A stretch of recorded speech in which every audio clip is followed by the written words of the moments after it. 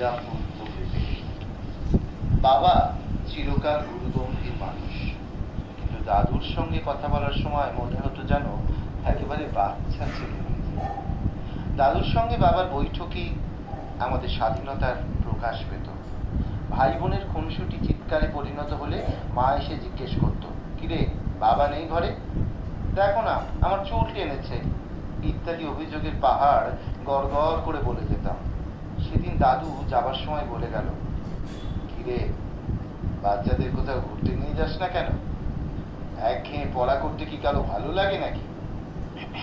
তাড়াতাড়ি দাদুর পায়ের চটিটা ঠিক করে পরিয়ে দিয়ে বললাম, তোমাকেও যেতে হবে কিন্তু আমাদের সঙ্গে দাদু। ঠিক আছে ঠিক আছে, যাবো রে বাবা। দাদুর আদেশ বাবা শুনবে না, হতেই পারে না।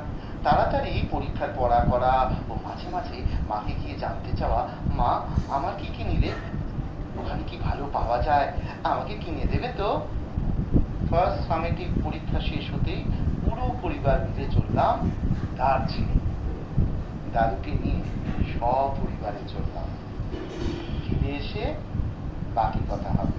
টাটা। শুভেচ্ছা জানিয়ে চিঠি শেষ করেছেন স্বপ্না ব্যানার্জি, 31/B ডে স্ট্রিট, শ্রীরামপুর। এতদিনে ঘুরেও চলে এসেছে।